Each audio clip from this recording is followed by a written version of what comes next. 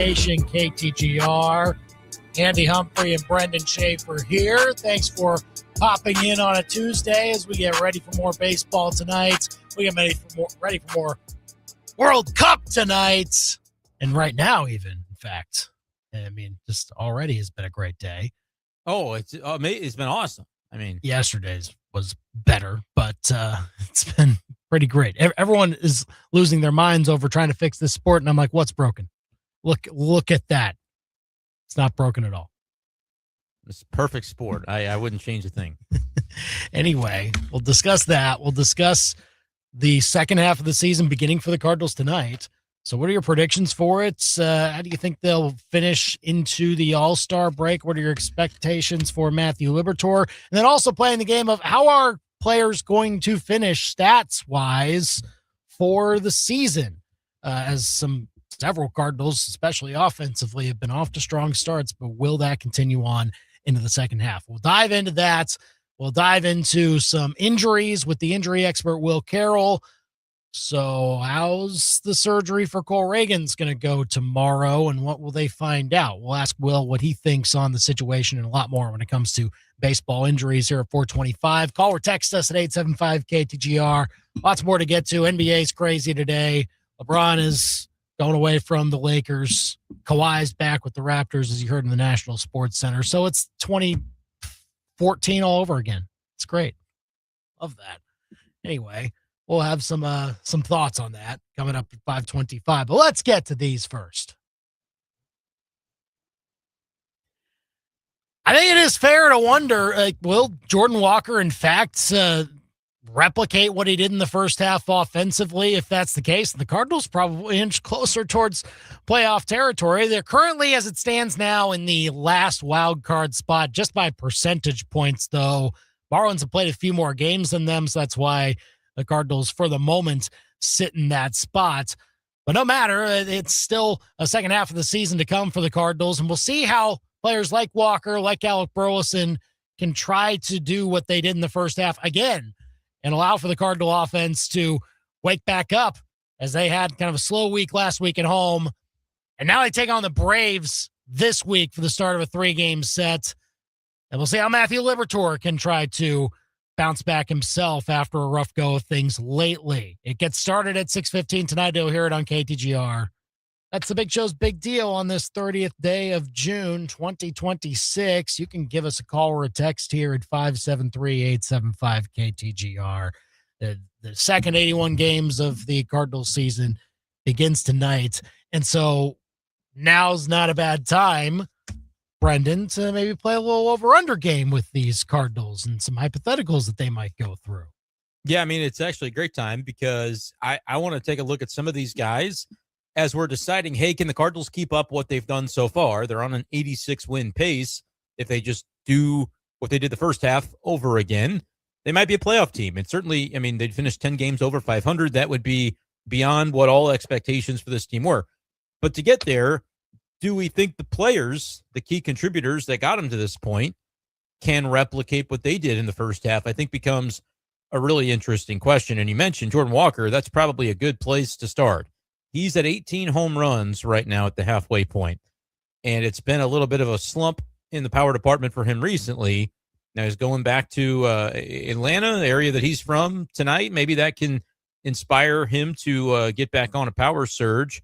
But that's the guy I want to start with because I think he stands out in the most positive of ways for the way his first half went compared to the way the last couple of years had gone for him. Jordan Walker at 18 home runs. If I doubled it and told you 35.5 over under, what would you do with that number to start with? I think that's where I want to begin because his power has been, he leads the Cardinals by 5 home runs. Alec Burleson's got the second most on the team, but that's what has stood out for him so far this season. I mean, the way he's played has been a main reason why the Cardinals started out the way they started out. And so it's fair to see a guy like that and say, look, why can't you just hit 18 more home runs over the second half of a season when things get down to the nitty gritty? I think it's more challenging. I will say under. I'm actually going to be satisfied by a 30 homer season by Walker. If he gets 12 more, you're saying, hey, that is a job well done. Yeah, I kind of agree with you. I don't think he gets to 36, but I would say if he can get to 30, that would mean he was pretty productive still over the second half of the year. Now, is that 58 RBIs? I'd take under on 116, just doubling that. I'd do the same thing. But do you think he can get to 100? I mean, a 30 and 100 season, certainly within reach for Jordan Walker, although, some of the slumping in the power department that we've seen recently, does that end up sticking around for a while? That would maybe make that a little bit more difficult. I'm going to say no on that also. I'm kind of envisioning like a 30 to 94-ish. Okay. Like a season for Jordan Walker in the end. And again, it's not about him being a bad player all of a sudden, because like if you get to that point, you're still consistently bringing things up from where you were a year or two ago, and that would still, to me, signal some kind of consistency. You got to remember, like, there was an unworldly barrage of homers and RBIs in the first month from this guy, and we knew it wasn't going to be like that way every single month. But since then, while the numbers have come down and he's not a 1,000 OPS guy anymore, and he has kind of been slumping in the power department, the numbers are still where you would want it to be as a big league player. And so if he does still have the OPS in an 800 range, that is ultimately going to give you counting stats that put you in that department. And that would not be bad. Like that would be still a wild success for what the Cardinals were going to try and get out of Jordan Walker. So I think, even if you see lessened on the whole production from Jordan Walker in the second half when it comes to counting stats and everything like that, it's still not a sign that things are downturning. It's the sign that he was able to work through slumps in an MLB season up and down while riding some really high highs, and then still being able to get to 30 homers, 90-ish runs batted in. Like, I would be wholly satisfied by that from Jordan Walker.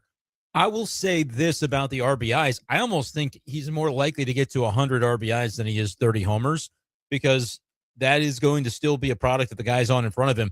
And I do think at the end of the day, guys like Weatherholt, Ivan Herrera, and Alec Burleson, who's out of the lineup today but won't be very often, I think those guys can get on base enough that Jordan Walker gets himself to 100 more by virtue of what those guys are doing. Like 28 and 101, I think would be still a very reasonable type of hope and expectation and something he can get to. The 30 home run thing, it'd be nice, but I do see the power downturn a little bit. And I wonder, without another barrage, it was like 7 homers in 8 games or something crazy like that really kind of buoyed the stats in that department. If he's going to be able to, continue to get the homers as consistently. But you mentioned the OPS, it's at 859. That's still the highest on the team of the full-time guys. It seems like that's another easy under if we're taking under on the other stats, just because, again, his first half was so good. Where would you set the line to make it as challenging as you could to answer the question of over under for the season ending OPS for Walker? What would you? 840, I would say. Yeah. And I think that's a pretty good one. I still might lean a little bit under. But do I think he can finish above 800, above 810, 820? Yeah, I think he'll have those type of numbers at the end of the year, which if he does, I think, still more than doing his part in terms of getting the Cardinals where they want to go. So, all right, we're a little bit less than bullish on Walker just replicating what he did in the first half, but I don't think either of us really seeing him fall off the cliff necessarily. It's a testament to how good the first half was. It's just it's hard to replicate, and even for the best of hitters, and in a hitter in Jordan Walker's position, like where you are just breaking out, you don't know how much the Cardinals are going to down the stretch. Like, let's say they're out of it. Is Jordan Walker going to be playing every day in September? Probably not.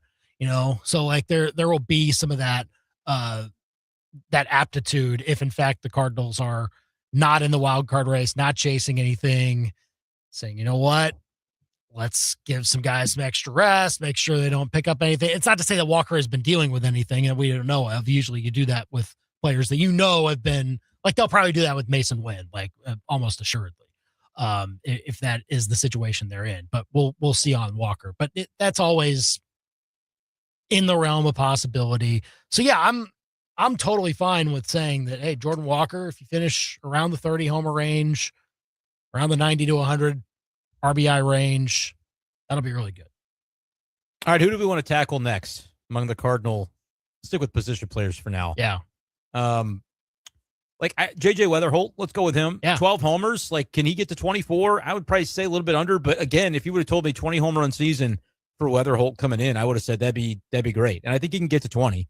But again, I don't think quite to 24. Not to say that he doesn't have that type of power, but I mean, it just feels like that's a more sporadic aspect of his game to say you look up and man, he's hit 12 in the first half. I would have said 12 for the season and be like, okay, that's reasonable for like a leadoff hitter of his ilk. But what do you think on his power? I actually would. I'm a little more bullish on over. I don't know. I don't know why. Now he will like get every opportunity to reach that point. I'm trying to make sure that I have facts to back it up. But it seems that he has unlocked a little more of that power recently. And so, like, if you're on a recent trend of getting the home run swing working, maybe that's a sign of things to come for the second half. I don't know how much I like over. I like it more than Walker's. Yeah. But I think it's possible that he gets to 25 home runs. It's not out. Yeah. I actually could see that. Walker set a pretty high bar for himself, which makes it more difficult. I don't love it on the homers. I do think 49 runs. I would take over the 97.5 runs scored. I think he can replicate the run scoring. Again, I'm going to count on those guys in the middle to continue driving in the guys at the top that get on base with regularity. Ivan Herrera, by the way, leading the team in runs scored with 53. His on base percentage at 397 is probably not something he can maintain, but that has been ridiculously impressive. If I set the over-under for the Cardinals at 3.5 guys to reach the 20 homer plateau, that would mean Walker, Burleson, Weatherholt, and Herrera are all going to get there. Herrera would be the one right now that is bringing up the rear. He's got 10. So if you double it, he can get to 20. I feel better about him getting to 20. Like, of all the four guys I just named, Walker's at 18, Burleson at 13, Weatherholt 12, Herrera 10. I know 20 is the easiest of the four to accrue. Yeah. But I like Herrera to have a little bit more power in the second half than he's shown in the first. I just think it's inevitable. He's too good of a hitter not to. It's probably Herrera, then Burleson, then Weatherholt, then Walker for me. Weatherholt, it is interesting. It is maybe a little more spread out on the homers, but he's had like 2 multi-homer games. Like it might, he does get him in bunches a little bit. Might have to come in a stretch where he eats a lot of that chunk in a week or something like that. But I also see a level of consistency to him that, like, oh, he did that in the first half, probably got a chance to make it happen, or at least get close to it in the second half. Where did you set the over-under for the season? We talk about some guys that have had success. Let's look at the other way, because we did. We set under on a few of those, which would mean, all right, maybe the top of the order, the beef in the Cardinal lineup could come down to earth at least a little bit, but nothing drastic. Let's look in the other direction. Guy like Mason Wynn, I can remember back to the offseason talking about him and, what we felt, where he fit in kind of as a cog in this machine. Like, he's going to be the shortstop for a long time. We don't really have any doubts about that. But, the Cardinals, I think, are a lot closer to contention in the present day if Mason Wynn is a key cog in the top third or top even 2/3 of their lineup. It's kind of been batting sixth a lot, but the production has not been there. 648 is his current OPS. Just 3 home runs, like not a ton of power. Where would you put the season-ending OPS mark on an over/under to challenge us to come up with the answer for Mason Wynn at 648 currently?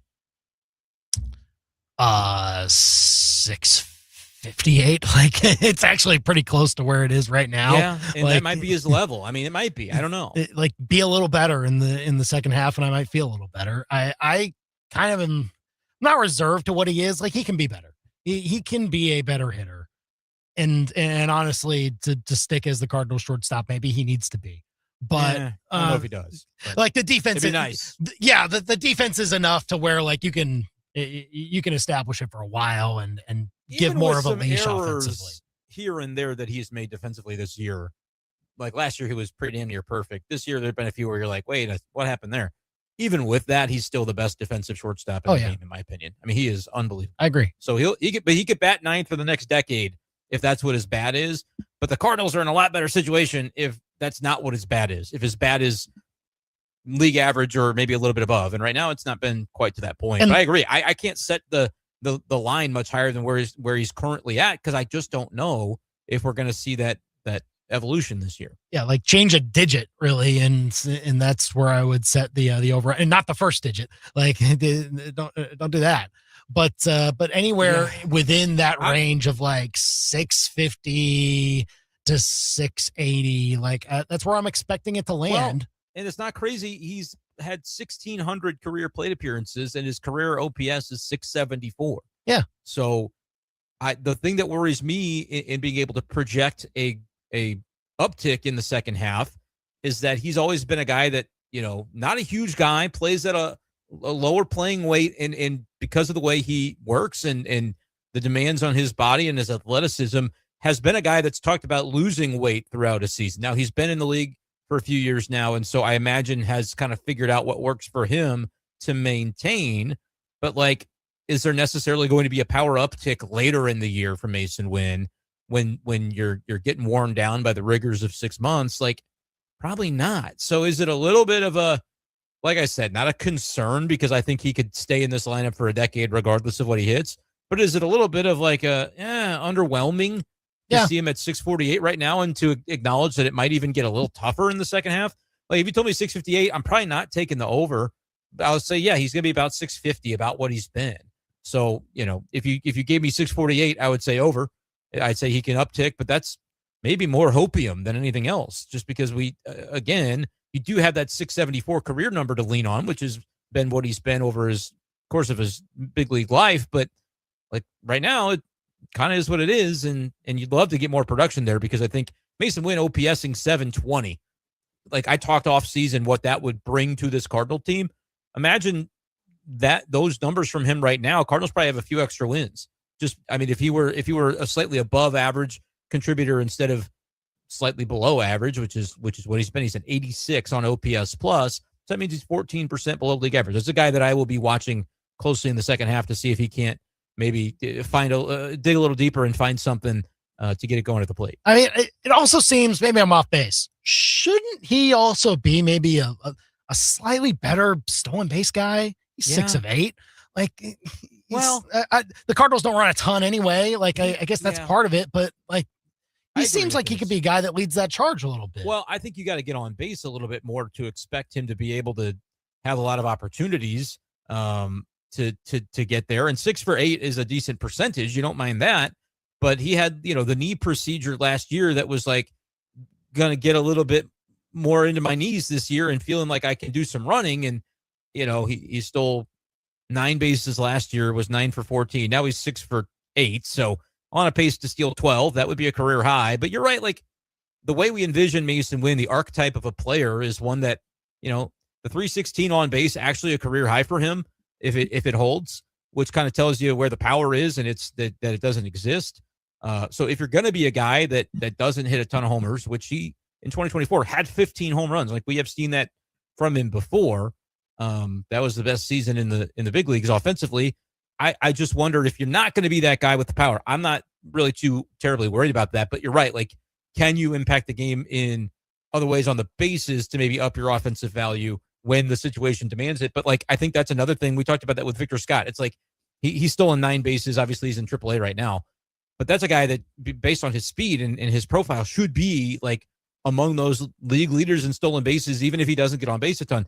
But it's like, you have to be confident that you are going to steal the bag successfully. And I just don't know if Mason is focused on so many other things, like just staying healthy. He's been nicked up here and there. We've seen that, expending energy on defense, all those things. Like, how much of a priority is it? And can it be more of a priority? Because I feel like we talk about that, we ask about that, but can we see it in practice he's getting on base at a clip that I agree. I think it should be within range for him to steal about a dozen bases in the second half, get closer to 20 than finishing the season around 10.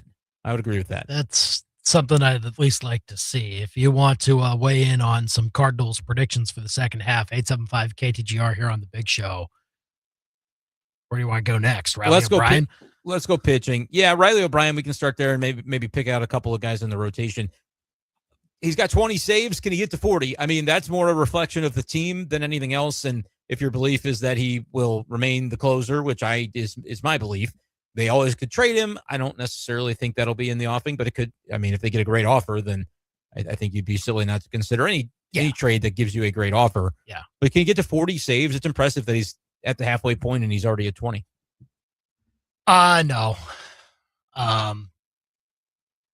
I don't think the Cardinals will be in as many situations as they were in the first half. And I also think with whatever situations Riley O'Brien finds himself in, he won't blow enough to give up the closer position. I think you're right. It will still be his. But 40 saves a lot to get to. Big number. I'm inclined to say under on him. Yeah, like where would you put the number if you said, that would make it tough to answer? Where would you put the line? Like 36 and a half or something like that. Yeah, something like that I think is because I do think the way the Cardinals have to win a lot of their games, because I don't think they'll have a top flight offense. Right now they're about 15th in the league in OPS. It feels about right. They're middle of the pack. Because of that, I think a lot of the times, and their pitching is their starting pitching is like 12th in ERA, actually. It's been solid, but not elite, and I don't think you have too many guys that are ace caliber.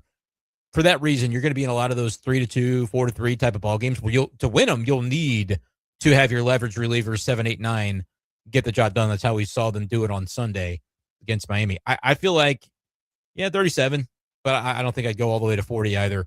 But he's done a nice job. Like I know the ERA is not glowing, but I think all things considered, a guy that, a couple of years ago, we were just trying to see if he could stick at this level. And then they said, man, this stuff's really good. Let's put him in the 9th inning. And he's acclimated to that, I think, better than we could have expected.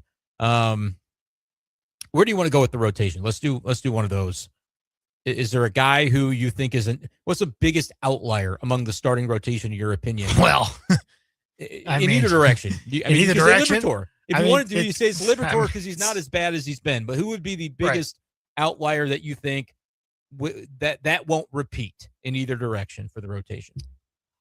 Why don't we go Palante? Like, okay, is Palante going to repeat whatever his? Where would you put the final ERA? He's at 3.83 right now. 3.83. Where would you set the line? I'm going to set it at 4.4. I would take the under for sure. Think so? Okay. Yeah, I don't think I think he's made too much progress to just completely balloon. And like if he finishes 4.4, that means over the second half he's going to be about 5, because right now he's about a 0.6 below, 0.57 runs, more than half a run below that 4.4 line. To go above it by that same margin, he'd have to be about a 5 ERA in the second half. And I know that's what he was last year. He was like a 5.3 all of 2025. I believe in Andre Palante. I think he has made productive changes. And even this last outing where he gave up 5 earned runs, recorded 2 outs in the 7th inning, didn't give up a big inning, just kind of got nickeled and dimed all game. And I think has shown really good strides. I think 4 would be a good line to set it. And I think he's going to land right around 4 on the ERA, but I would say certainly under that 4.4 in my opinion.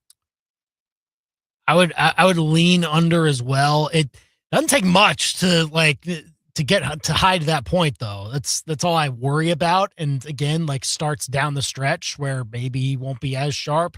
Who knows? Like again, it can kind of catch up to you pretty quickly, almost like it has with Liberatore at this point. So I still keep that in the back of my mind of okay, maybe, but yeah, he's done an excellent job. Like that's maybe the performance that I didn't foresee as much from him as opposed to Dustin May's about where I thought he could be. Yeah, 4.3. McGreevy 3.12 is probably going to come up a little bit. Really good. Yeah, like you probably don't. That's tough to maintain with his strikeout rate being just very, very low. Is there a starter, I guess, other than Liberatore, that you say his ERA will be lower than what it is today? It'll be lower at the end of the season. Do you have Do you have anybody there, or is it like we're hoping that this rotation holds I think on to Dustin Beer May. I'll say Dustin May. I'm going to say Kyle Leahy, actually. I have never wavered that the Kyle Leahy in the rotation thing is a good thing. I think his ERA was like 2-something last year, wasn't it? So yeah. I know that was in the bullpen. I think we are seeing him get better and better each and every start. And it's at 4.09 right now, which, by the way, is super fine. Like for the people that have just been like the hand wringing over Kyle Leahy this year in his first year trying it out as a starter is just beyond me. He was a 3.07 in the bullpen last year. I think he will finish with a sub-4 ERA in 2026. Wow. Yeah. How many you think I don't know how many quality starts he's gotten. Well, he hardly goes sixth. That's the problem, is he hardly ever goes sixth. But if he racks those up, I can see it. It's just not. I mean, he can rack up the types of starts that he did in the win on Sunday. 5 innings, 1 run, and even the 1 run, it was kind of flukish. I mean, Nathan Church should have caught the ball in center, the guy that ended up scoring, and it was a double and then an RBI ground rule double. Like his last. His last 3 starts, 6 and 3, 6 and a third, and 0, and then 5 and 1. He's lowered the ERA over that span from 4.64 down to 4.09. Like, I think he's tracking in a really positive direction. Well, if you have thoughts on how Cardinals will finish stat-wise individually this year, give us a call or a text at 875-KTGR. We'll talk more about what we think the team will do up until the All-Star break over these next couple of weeks. They take on the Braves tonight. Coverage begins at 5:20 here on KTGR. In the meantime, we're going to talk Royals next, and unfortunately, several injuries to discuss with the Royals with the injury expert Will Carroll. What are they going to find with Cole Reagan's elbow tomorrow as he heads to surgery? That's next here on The Big Show. Want to see the Cardinals at Busch Stadium this summer? Enter our exclusive ticket giveaways on the KTGR app. Download it now and don't miss your next chance to win. Thanks to your Total Sports Station, KTGR. Evan, Canty, and Michelle are unsportsmanlike. I think it's fair to speculate what version of him you're going to get. And that's why I don't think that Giannis had a year to waste when it comes to his career mortality, which is why Boston would have been the more attractive destination. There's a lot of pressure for Giannis to deliver in Miami, and I'm not quite sure that he's going to have the supporting cast to do it in year 1. Catch Unsportsmanlike with Evan, Canty, and Michelle. Weekday mornings from 5 to 9 on KTGR and the KTGR app. Hi, everyone. Andy Humphrey here for Advanced Tree Solutions. I highly recommend that you check out Eric and his team over at Advanced Tree Solutions. They have come to my house before, taken out a dead tree, and made the process so simple. He is great to work with, and he will make sure that not only that you're taken care of, but that your trees are taken care of and that your yard is safe. We're into a time of year where we can see severe storms roll through pretty regularly, and if you have dead trees or dead limbs in your yard, the last thing you want is for one of those trees to land on your home and cause some major damage. So prevent that by letting Eric come out and check things, and he'll go above and beyond to ensure that they're safe and that you can have the peace of mind that your trees are thriving and that they'll stay strong during that next severe storm. So go to AdvancedTreeSolutionsLLC.com. Check out what Advanced Tree Solutions can do for you and give your trees the care they deserve with Advanced Tree Solutions, your tree's best friend. AdvancedTreeSolutionsLLC.com. Hi, I'm Sarah Sticklin McDonald. And I'm Charlie Sticklin with the Sticklin and Sticklin Law Firm. And I'm Mizzou Softball's Natalie Touche. At Sticklin and Sticklin, all we do is personal injury. We've earned millions for our clients since 1991. On the diamond, I trust my team. Off the diamond, I trust Sticklin and Sticklin. Don't let the insurance companies strike you out. Let Sticklin and Sticklin go to bat for you. Sticklin and Sticklin, it's a home run. From the trainers to the coaches, the equipment managers to the players and fans, it takes a whole team to be truly successful. Hi, this is Sophie Cunningham, and if you're looking for the best team of jewelers in Columbia, it's Betts. Their staff has years of experience handcrafting jewelry, and when you combine that with the newest technology, it gives Betts Jewelers the ability to truly wow their customers. So talk to the team at your hometown jeweler today. Betts Jewelers in downtown Columbia. These beautiful moments begin at Betts. Begin at Betts. T-Mobile has an exclusive bundle for customers 55 and up. I'm Sarah Bowl. Yeah, I'm Frank Bowl. A reliable network is key for us. And with T-Mobile, it's been wonderful. And going to the 55 plus plan saved us so much money. a lot. And that's important, trying to keep costs down. The home internet's been perfect. It's fast, it's quick. The setup was so easy, it took less than 15 minutes. It was like, ta-da! If you want simplicity, coverage, reliability, you want the whole package, T-Mobile has it. Right now, T-Mobile customers 55 and up can get 2 phone lines on America's best network, plus America's fastest 5G home internet for just $30 each. $30 per month each line with autopay plus taxes and fees. Minimum age 55. Pricing for home internet rely on 2 lines of Essentials Choice 55. $35 connection charge per line required. Best mobile network and fastest 5G home internet based on analysis by Ookla of Speed Test Intelligence Data 2H 2025. All rights reserved. Summer road trip season is here. That means you're stocked up on snacks. Drinks are in the cup holder. The kids are asking, "Are we there yet?" And your tire light is popping on at the absolute worst time. Before you hit the highway, swing by Lee's Tire Company. They'll check your tires, brakes, and make sure your ride is road trip ready. You worry about the snacks. Lee's Tire Company will take care of the rest. Lee's Tire Company is round for you. Ooh, see Lee's.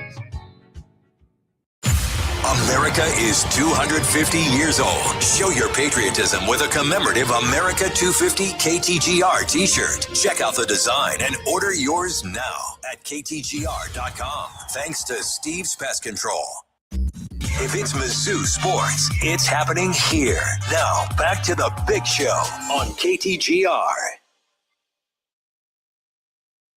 We're back here on the big show, KTGR and the KTGR app. Andy and Brendan here. Cardinals and Royals continuing on in play this week. Royals really dealing with a lot of injury situations. And here to talk with us about those, the injury expert, Will Carroll. He joins us on the KTGR hotline, on Twitter, at Injury Experts. Go and subscribe to his newsletter, undertheknife.substack.com, and his podcast, Injury Territory, wherever you get your podcasts. Will, a bit of a unsettling note about Cole Reagans that we learned over the weekend. He's going to go to surgery. He's going to have elbow surgery. Dr. Neil Elitrosh is going to perform it, and I guess we're not all the way sure as to what the extent of the surgery will be, but it doesn't sound good. How do you kind of view this situation, Will?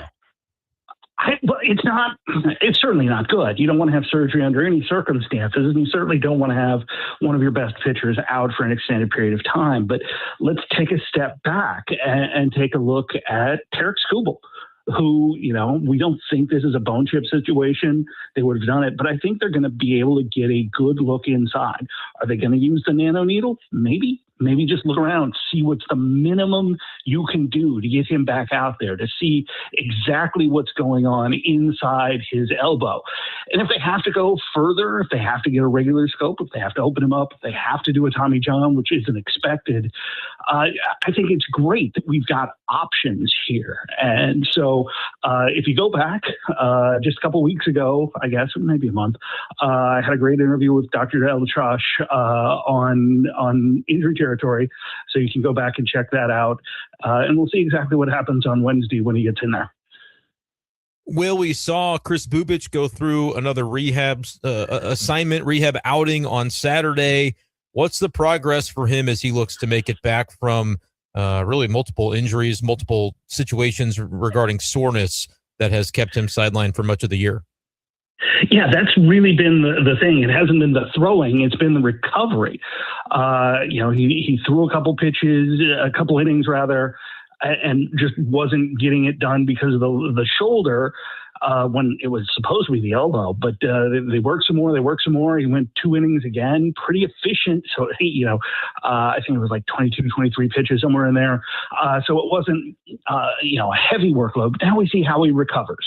So we're at the very early stages here. Hopefully they can get past that soreness. They can get back into the throwing. They can make sure that the elbow's right. It's progress, but it's slow progress, and that certainly impacts where the team is going to be. Will Carroll, the injury expert here on the big show, KTGR and the KTGR app. It did seem that the Royals were able to have Bobby Witt Jr. avoid the IL, so that was good news. Around the same time, though, was when Michael Garcia also had been out of the lineup. He did not avoid the IL. He's on there with a hand issue, kind of a muscle strain that he's been dealing with there. What's kind of your read on Michael Garcia in a year that, look, numbers-wise, wasn't quite what it was last year? Yeah, this one's interesting. I think he did come back to earth. He had a great season last year. And, when you take a look at the core numbers, it's not like anything went away. He's still got the same bat speed. He's still got the same sort of contact rate. He just doesn't have as many men on. He hasn't had the same opportunities. The context is just entirely different. But this hand injury is minor, but it's major in a way that if you can't grip a bat, if you can't hold the ball, you can't play third base. It's just that simple. And they didn't think it was going to get better quickly enough. They were already shorthanded with Witt. They knew that Callion was dealing with this groin issue. So we're seeing where it goes. They hope it's going to be short term, but it's going to come down to when is he functional? When is that small muscle in his hand able to do the things it needs to do? And sometimes the small muscles are the ones that take the longest to heal. Yeah, Will, wanted to ask you about Caglione next. Dealing with the groin, he was scratched a couple of days ago. Royals had the off day yesterday. As we're recording, no Royals lineup yet, but what's our view on the way this could set him back? Yeah, they're going to make a decision today on the IL. And the question is, how functional is he? Is it another couple days off? You saw how that worked with Witt. They saved 4 days of IL time and 4 games of Bobby Witt has a value. I think with Callion, we can see pretty clearly this happened before they started talking about it. He's been in a real slump. I think he's like 1 of 16, just hasn't been moving well in the outfield. You could actually see that in the StatCast data. So I do think he's headed for the IL. I think they just, in the context of the team, they've got some young players they could take a look at. They could have him out through the All-Star break, get him back, not miss as many games in those dates. So I just think it's the safe move for a guy who's had a very up and down season.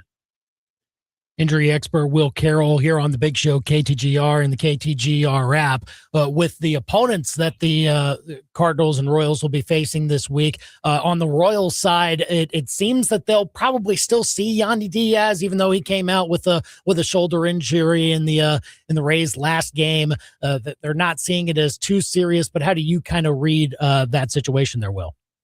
Yeah, with Diaz, I mean, it's kind of crazy. He's leading the league in batting average, and nobody cares. Nobody cares about batting average anymore. We won that battle. So I feel pretty good about that. For Diaz, he doesn't feel pretty good about the shoulder, but it's muscular. So what you have to worry about is exactly the thing he's good at, putting the bat on the ball. Is he able to get that shoulder through? Is it hurting him when he's swinging? Is he, unconsciously protecting it? They'll take a look at all that data. And we do have all that data. We've got ways to check this now that we didn't 20 years ago when we thought batting average was important. Will, as we're looking across the league, of course, the Cardinals get ready to start a series with Atlanta tonight. What is the status right now of Robert Suarez, who the Cardinals are obviously not going to be seeing in this series?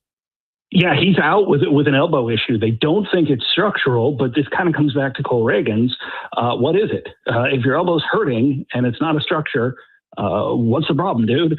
One of the things I hate is that in a lot of situations, some of these teams have gone very NHL with their descriptions of injuries. Okay, yeah, we know Suarez's elbow hurts. We know he's on the IL, but what the heck is wrong? Same thing with Reagan's. They're still trying to figure out what's wrong. And even going into surgery, they're not sure. So with Suarez, there's just absolutely no clarity. This is a guy who's on the older side. People forget the path he took to get here through Korea, through San Diego. So some of this is just mileage, and you worry about wear down. You worry about things like bone chips and spurs. So we'll have to wait and see exactly what this is.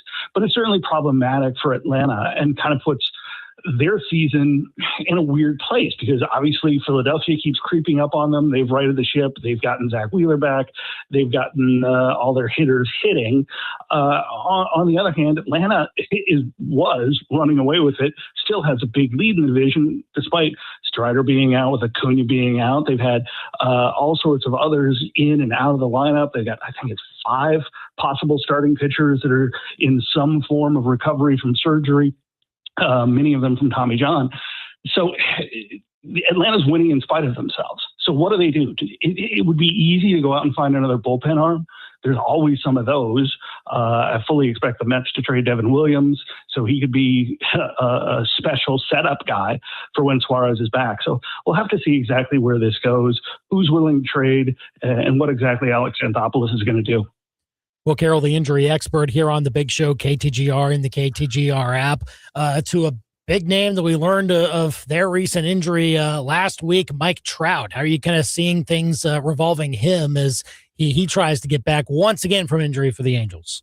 Yeah, this is a simple hamstring strain, but I think we've learned about Mike Trout that, he has every gift and talent that there could be except for healing. He just heals slow, whether it was a calf injury, whether it was a hand injury. The only one he's come back in the right amount of time was his thumb surgery like a decade ago, and that was an internal brace surgery. So that's not even him. He just heals slow. We don't know why. Is it genetics? Is he just, is he not good at rehab? There are some guys who aren't, who really guard and have more of a mental issue with it than physical. But Trout's running. He started to swing. He's been watching the trajectory throw balls by him. So it's not like he's going to be out a long time. It's just a little longer than you would have hoped. Will, going to ask you a soccer question. Obviously, everybody excited about the ongoings with the World Cup and Team USA. We kind of thought it was interesting, Christian Pulisic, the degree to which he did play in the meaningless game, and now what it might look like for him in a very meaningful game coming up for Team USA on Wednesday. What's your stance on where he stands at this point? Yeah, with the knockout stage, he's got to play. So I do think he'll be a sub again. I think they'll take much the tack they did in that game, but I expect more from him. I just think they have to protect themselves. The last thing they want is to injure him with more games coming relentlessly, hopefully. They also need him to keep moving forward. And the other thing to keep in mind here, and this is the thing that I don't think a lot of people understand, is just how valuable these players are. They are being transferred from team to team for hundreds of millions of euros. And these injuries are real. When you have a guy going down, suddenly it changes those big billion-dollar clubs' outlook on the season. So they influence it a lot. So don't think Milan, one of the top sports medicine organizations around, isn't having people over here working with them. They can't do it directly because of FIFA rules, but oh boy, are they sending messages? Are they giving guidance? I've heard they've done virtually everything in terms of planning this rehab. So I think he's going to be limited, but we saw he can run, he can do most things. They're just protecting that Achilles very, very closely. Oh, by the way, it is an Achilles injury. Oh, man. I mean, we hear calf, and you should make the connections there. I understand. Yeah, that was. Yeah, don't overread that. It's just in that area where the calf becomes the Achilles. It's right at the top. Yeah. You do think back to somebody like Tyrese Halliburton. You think back to somebody like Kevin Durant. You've got to protect it, but it is in that area. So it's really an Achilles injury rather than calf, which is why they're having to be so careful with it. Will, what's new at Under the Knife and injury territory? Tons of stuff. If you're interested in things like rehab, I just had a great interview with Mike Reinold, who's one of the top rehab minds around. He used to be with the Red Sox and the Cubs. And he had a lot of insights on how do you make rehab not so boring? Why are we seeing so many injuries? Are we working the resilience out of these guys? So I thought that was great. And Under the Knife, man, it's everything. I dump the notebook in there every other weekday. Lots of stuff, lots of injuries, unfortunately, to talk about, but lots of great insight from Will Carroll, the injury expert, that you can check out at his newsletter, undertheknife.substack.com. And again, his podcast, Injury Territory, wherever you get your podcasts. Great to have him here on the Big Show, KTGR. Thanks, Will, for coming on and talking with us today. Hope you're well. We'll talk again soon. Thanks a lot, boys. Big Show's on at 4:45, KTGR and the KTGR app. And right after we finished recording with Will, he let us know that today's his birthday. Happy birthday, Will. Happy 29th birthday. That's right. And good of him to still join us. He's always working hard. That's very well done. So we always appreciate it. Will Carroll coming on. And again, you can check that out at our podcast page if you missed it at our free KTGR app and also at KTGR.com. Onto the bus up next. The World Cup was awesome yesterday, but Americans are still trying to fix it because they think it needs fixing. Okay. All right. That's next. Now, your local sports center update on your total sports station, KTGR. Good afternoon. I'm Andy Humphrey. This Sports Center update is with Lee's Tire Company. If it's round and rubber, Lee's sells it. Go to leestirecompany.com. Off day yesterday for both the Cardinals and Royals. They're back on the field today. Cardinals are at the Atlanta Braves, who lead the NL East at the moment. Cardinals currently in the last NL wildcard spot entering today. Matthew Liberatore on the hill this evening for St. Louis. First pitch is set for 6:20 in Atlanta. Coverage, or 6:15, beg your pardon. Coverage begins at 5:20 on KTGR. The Royals, meanwhile, return home to face the Rays, a team they split a 4-game set with last week. Royals currently have the worst record in the American League at 35-50. Tonight, it's Noah Cameron on the hill for the Royals. Kauffman Stadium, 6:40, first pitch between the Royals and the Rays. And today, the St. Louis Blues formally introduced Alexander Steen as their new general manager. It was announced a couple years ago that he would succeed Doug Armstrong in that role as Armstrong moves into a president of hockey operations position. Steen was a longtime Blues veteran from 2008 to 2020, won the Stanley Cup championship with the club in 2019. Your ABC 17 Storm Track forecast is with the Boone County Office of Emergency Management, reminding you to be Boone County ready. Make a plan, stay informed, sign up for Smart 911 emergency alerts, ready.boonemo.gov. I'm ABC 17 Storm Track Chief Meteorologist Jessica Hafner. I'm tracking a muggy night as we drop down into the mid-70s. It will be mostly sunny and breezy tomorrow with a high near 92. Our weather alert day continues as we could see the heat index between around 100 and 105. Expecting that triple-digit feels-like temperature to stay in the 100s through Saturday. We'll see a chance for a couple of isolated storms between Thursday and Saturday. I'm ABC 17 Storm Track Chief Meteorologist Jessica Hafner, and that's your ABC 17 Storm Track forecast on your total sports station, KTGR. To celebrate America's 250th anniversary, we want to hear from you. Hi, my name is Brian Smith. I'm the head wrestling coach at the University of Missouri. You know, they always say it's the land of opportunity, and I truly believe that. You know, when you think of opportunity, I think that's why people around the world look at the United States and say those are people that get things done, and they have the opportunity and the freedom to do these things. Voices of Freedom on KTGR. Thanks to Kuntz Glass. Learn more at ktgr.com. This is a list of things that suck. Fat-free cream cheese. Having to use the bathroom while stuck in traffic. When the bottom of your hard-shell taco collapses. And having to answer 36 questions before pumping your gas. Debit card, yes. Do I know my PIN? Would you like a car wash? It's 10 degrees out. Do I like my mother-in-law? I just want to pump my gas! But inching their way slowly to the tippy top of the suck list are ticks. Disease-carrying, hard-to-find, blood-guzzling, nasty ticks. You know what doesn't suck? Having a friend in the pest control business. Steve, from Steve's Pest Control. And although he can't protect your bagel from the evils of fat-free cream cheese, he will make sure those creepy, crawly, teensy-tiny ticks are removed. Sorry, ticks. Sucks to suck. I'm Steve with Steve's Pest Control. We're going to solve your pest problem. I guarantee it. Now you got a friend in the pest control business. Steve's Pest Control.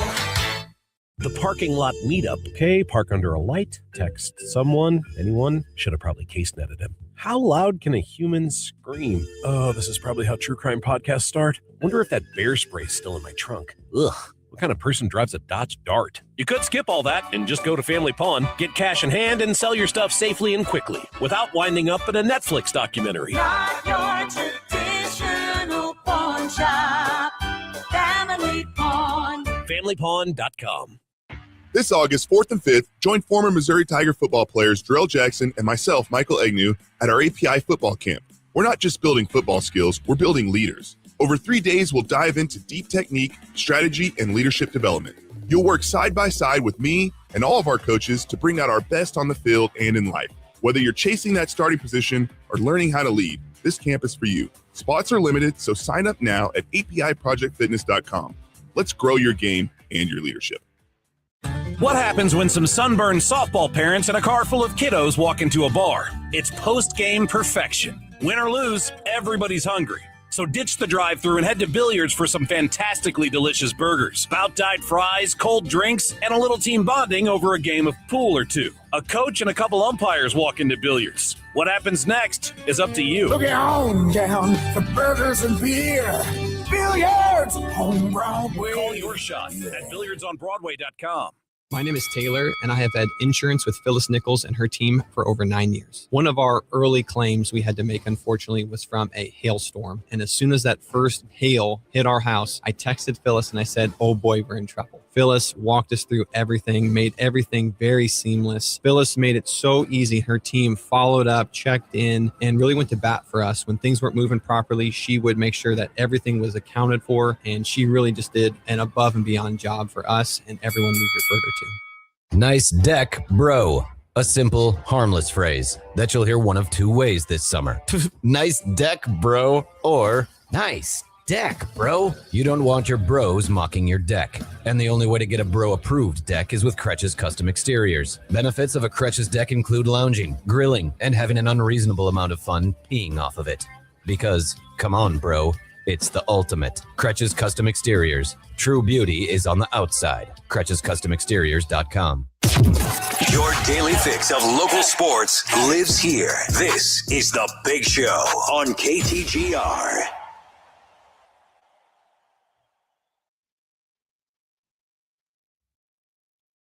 The knockout round in the World Cup is off to an exhilarating start. There were 3 high-tense, high-drama games yesterday. Brazil wins in stoppage time with a winner, and then 2 more games go to PKs and essentially feature upsets. I don't know if Morocco over Netherlands was that big of an upset. Maybe it still was. Paraguay beating Germany was very much so. That was not expected to happen at all. But and they both went down to penalty kicks. And Americans watched these 2 games that ended in penalty kicks back to back, and most Americans, I think, are enjoying it and being reasonable about it, saying, hey, that was awesome. Right. There are still some that are saying, why are we ending in penalty kicks? This is dumb. Why are we doing this? Why all of a sudden are we stopping the game and we're doing this penalty kick thing that's all luck? Yeah. Oh, my gosh. So you don't agree? You don't agree with that criticism, It's not luck. I guess. It's not luck. If we did it like hockey and we just kept on playing, the players would not have legs anymore. Like it just at that point when you're running around for 2 hours, they don't do shifts in soccer, folks. No, like you only are allowed 5 subs. It used to be less than that. Like there's a lot of running involved. Each one of those players has run well over 10 miles by the end of extra time, by the end of 120 minutes.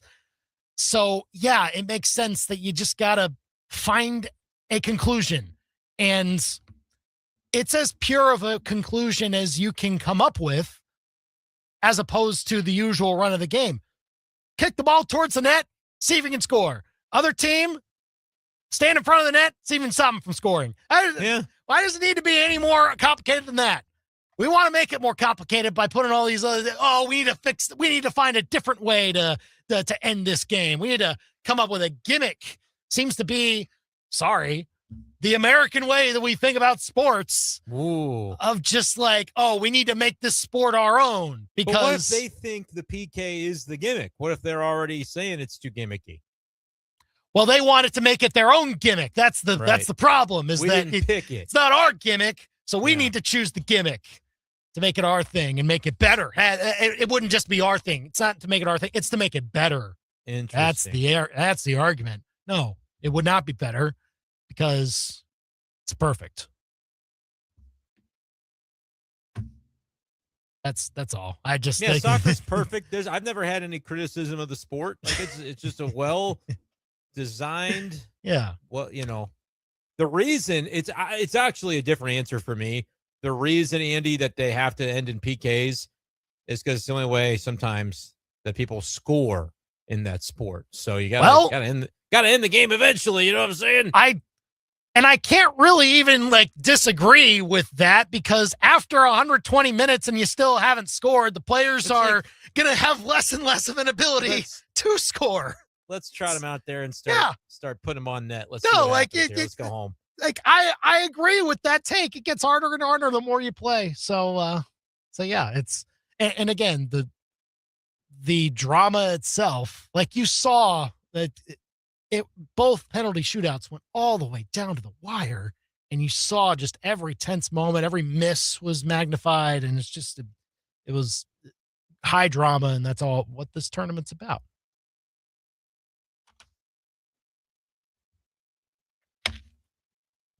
It's also the sweetest thing in sports. Sorry to be redundant, but like I was bemoaning the fact that we were not going to see upsets because Germany came back into their game and okay, they'll beat Paraguay. No, they ended up not doing it. Paraguay held fast, got it to a shootout, and made it count. Same thing with Morocco. Like they just kind of waited out the Netherlands to be able to pounce and get their opportunity with a game-tying goal after 90 minutes into stoppage time. Like this is where the World Cup really crescendos, and I can't wait for the rest of it. I'm riveting would be the only word that I could think to use about the action. Can't spoil my fun. I'm not trying to spoil it. Can't do it. You can't do it. Let's go. Tomorrow's the night. Come on, United States. What time they play tomorrow? 7 tomorrow. You're ready. I'll be locked in. We'll be off the air by then. Don't worry. We'll be fine. Up next, what do we expect out of Matthew Liberatore tonight? And then what do we expect out of the Cardinals the next 2 weeks? We'll discuss next. Summer heat can put extra stress on your irrigation system. And if your controller settings aren't adjusted properly, you can end up with an unhealthy lawn. That's why now is the perfect time for a professional system check from Lubring Irrigation Services. From adjusting controllers for summer conditions to sprinkler alignment, Lubring helps keep your system running at its best. No shortcuts, no guesswork, just quality work that lasts. Call the pros who do it every day at LubringIrrigation.com. The best barbecues start with the best grills. And at the American Outdoor Brands Factory Outlet in Columbia, you'll find Gorilla pellet, gas, and charcoal grills, along with outdoor kitchen options that'll make your patio everyone's favorite hangout on game day. Right now, all grills are 20% off in store, plus their scratch and dent section offers hundreds of dollars off select grills. Remember, every barbecue starts with a better grill. The American Outdoor Brands Factory Outlet is a quarter mile north of I-70 at Route C. If you're looking for a new summer somewhere to chill with a tasty burger and a beer, 1851 Underground Tap and Grill is your spot. The Callaway Burger, the Cowboy, Fiesta, or Royal Burger. Something for every burger taste. If you're thinking a little more adventurous, try the Fire and Ice Chicken Sandwich or the Baja Fish Tacos. You can always find the nightly special on Facebook. It's not a secret, but it is underground. 1851 Underground Tap and Grill in the historic Brick District, downtown Fulton. 1851underground.com. Severe weather doesn't need an invitation. One strong storm, heavy rain, or gust of wind will turn a weak tree into a very big problem. No. That's why now is the time to call Advanced Tree Solutions. They identify hazardous trees and limbs before they even have a chance to damage your home, vehicles, or property. Seriously, don't wait for Mother Nature to make the decision for you, because it will. Advanced Tree Solutions, your tree's best friend. AdvancedTreeSolutionsLLC.com. KTGR AM Columbia, KTGR FM Fulton Columbia, K286CL Columbia, in Missouri's total sports station. KTGR Sports Center.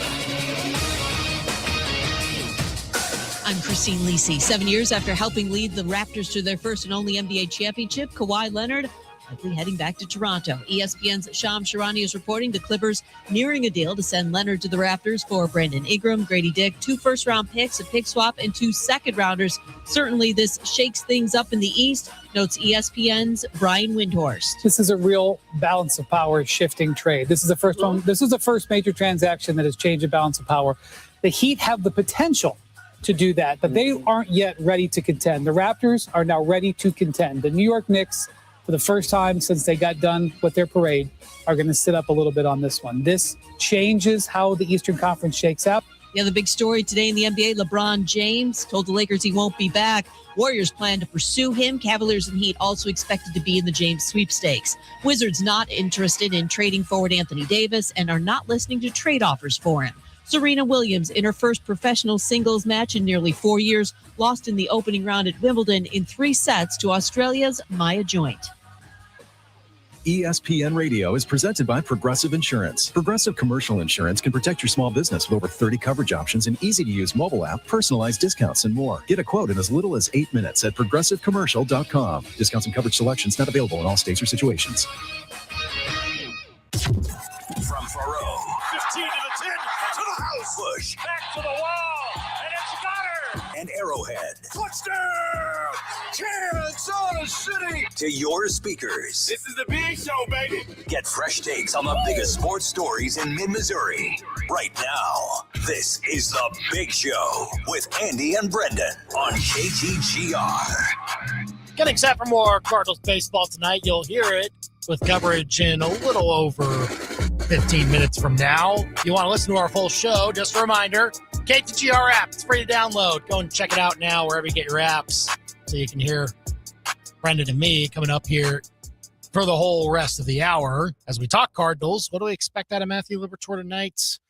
And also, how will the Cardinals fare over these next couple of weeks heading into the All-Star break, currently at 5 games above 500? And a lot of NBA movements that is either reported or soon to happen with the league year starting tomorrow or within the next week or so. I believe July 6th may be the official day. But big one of that, LeBron James, not going to be a Laker.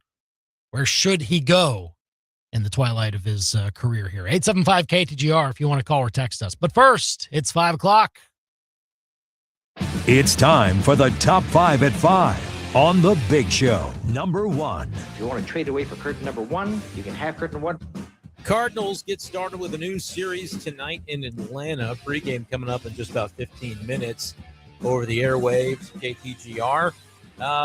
Big spot for Matthew Liberatore tonight as he's been struggling. The Cardinals have said they're going to stick with him, but this is an Atlanta team that leads the NL East. They have a really potent lineup, a lot of guys that can do damage.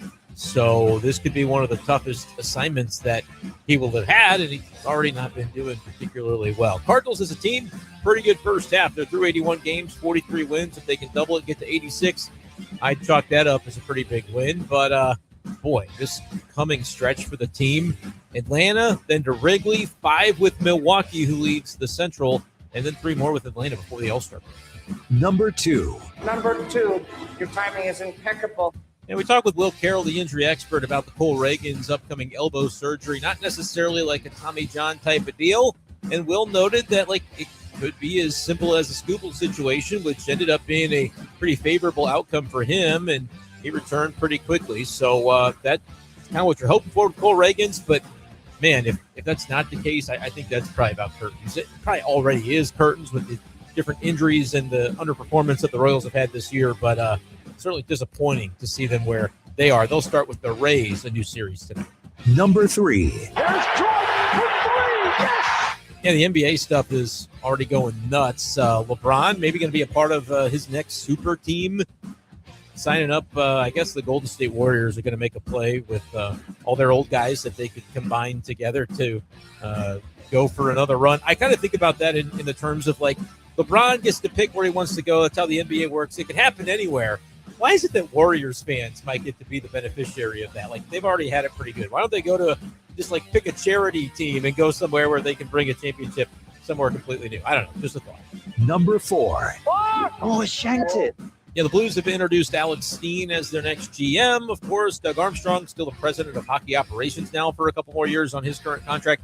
I don't really know how different it is than when the Cardinals had that setup of John Mozeliak and Mike Gersh, but I guess people talk as though Steen will be doing more. I do kind of like that McTavish trade, though. I think they've done a nice job with some of their recent moves.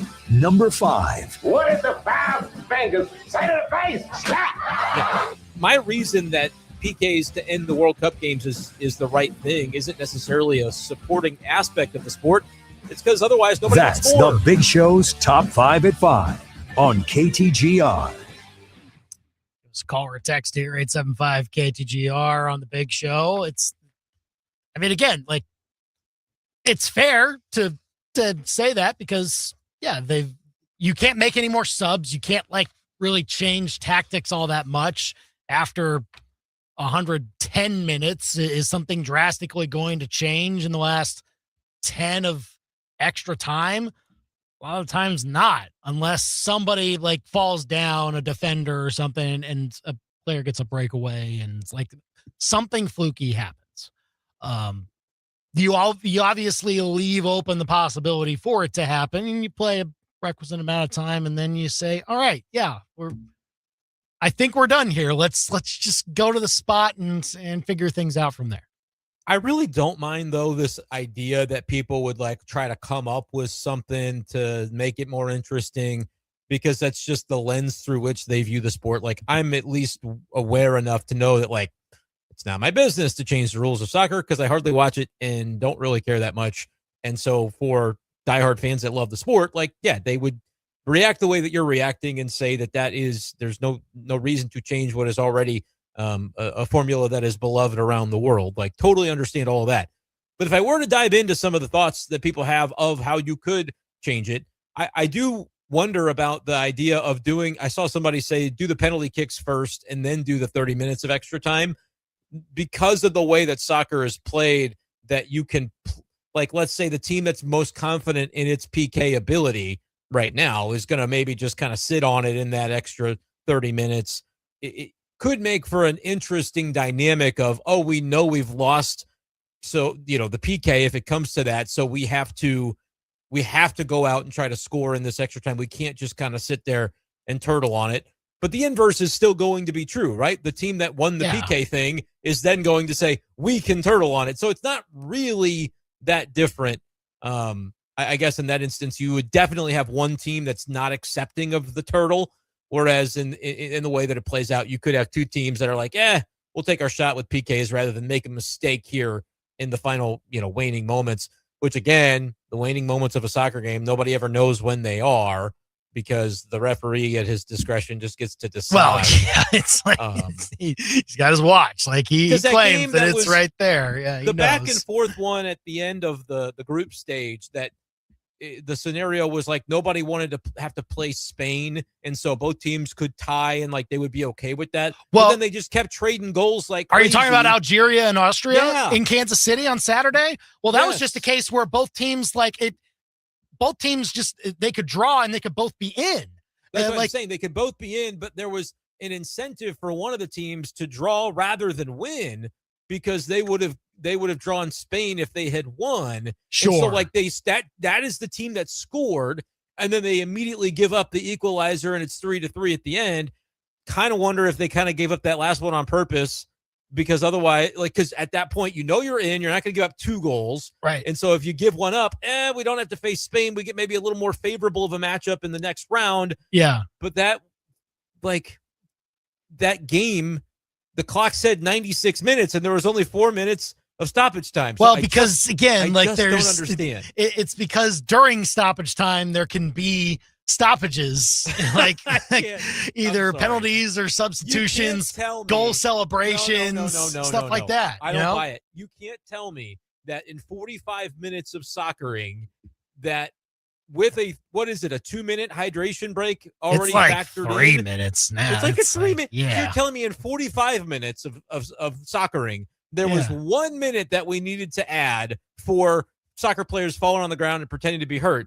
But in the 4 minutes of stoppage time playing out, there was actually 2 minutes of such activity. Well, because there were goals scored, and then there were celebrations. We're getting to the middle of the field again. Like there's a lot of stuff happening. I would be celebrating. I'd take my shoes off. I'd be doing cartwheels till that clock ran out. The other thing that happens is that even if the time has, like, if the referee sees, like, okay, we're past the stoppage time points, but there's a team that is attacking and they have a chance to either tie or win or do something like that, then he will let that all develop and say, like, this is the last action here, and once this scoring threat ends, then we're going to end the game. Like, all right, let me paint you a picture. Yeah. Imagine it's the AFC Championship game at Arrowhead. Yeah. And Josh Allen and Patrick Mahomes are going back and forth, just trading legendary touchdowns. And the ref is like, this game is too good. We just need to keep letting them play. That is the equivalent of what they do in soccer. The ref is like, sort of, damn, this is a good game. This or game it's like is awesome. Or keep going, boys. No, it'd be like Patrick Mahomes gets the ball with 13 seconds left, and he's like, no, you don't need to worry about the time. Just take your time. Let the plays play out. You don't have until the other team gets the ball or you don't score. Like, then we're just going to play this thing. That would be the equivalent of it. It's just way more funny in my head to imagine the ref. It's like, this game is so good. What a classic. Let's just keep it going. Let's just Oh, look at the time. That doesn't matter. We'll just keep it going. I guess we got to end things soccer. now. I love it. Here's the only thing that I would offer up. Like, I think PK should stay the way they're currently constructed. Like, there's no messing with that. It is the best way to end a game that ends the way that it should at the end of a World Cup match, even though it is drastically different from what you were doing for the first couple hours. But maybe, like, people said, well, make it like hockey, make them play for a bunch until they score. Well, no, you can't do that. But here's what they do for hockey shootouts. And they actually used to do this in Major League Soccer, where the player starts at midfield, dribbles up, and then tries to find an angle to shoot. And then the goalkeeper can also like move up around off the goal line, try to get the best angle to stop the shot. I think Major League Soccer used to do penalty kicks that way. I like that. Like they I didn't. think that's they like didn't, more dramatic almost. Sort of. Because you can watch both guys kind of maneuver and try to read the other. Yeah. I don't know how they finalized it. Like if the player still had to keep moving forward through the entire motion, and that's a rule in hockey too. Like you got to keep the puck moving forward. Yeah. Can't go backwards. But that I would at least be open to it. It would never happen, but I'd be open to it. It would never happen because is that like too far fetched for what soccer? It's the Americanized version of penalty kicks. Oh, like okay, it's what Major League Soccer did, and then America, and then Major League Soccer eventually stopped doing it because it was not favored. I guess the best way to do it. Interesting, but yeah, that's the only alternative that I will offer up. Everything else is dumb. You just love it. So good. What was I admit I'm not watching all of these games, but I see some clips. I saw a guy make a great save on a PK, but then like accidentally kick it in. Yeah, like went underneath him and then went in. Yeah, like he dove to his right, and it was just a perfect read on a well struck ball, but didn't get close enough to the outer post, I guess. And so he makes the save essentially, but the play's not over because his legs act like just like a boomerang ricochet and knocks the ball in behind himself, and he's like, like he couldn't believe it, right? And neither could I watching the clip. I don't even know what team it was, but that I think that was the Netherlands goalkeeper. He was trying to stop the shot from the Morocco player. Wouldn't it? Is it better to just in that instance, if that happened to you, wouldn't you rather just let it in? Like just let the goal in the first time rather than save or it like and then guess have the wrong. Like it's almost like guessing guess wrong is just. I'd rather. Oh my gosh, yeah. That's just brutal. Like I don't know. I don't even know that it's embarrassing. Like it is embarrassing, but it's more just the brutality of like I did the hard part and then I knocked it in.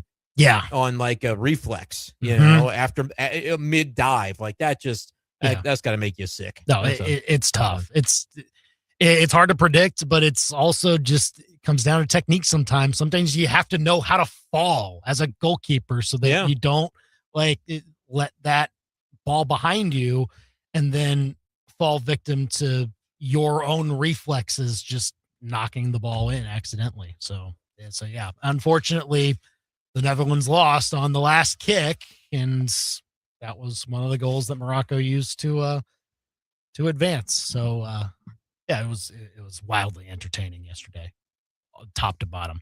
875 KTGR, give us a call or a text. Hoping for more of the same tonight. Not hoping for that for the United States tomorrow. Hopefully they don't have to go to PKs against Bosnia and Herzegovina. Man, they got to beat them both, and that does make for a challenge. Does.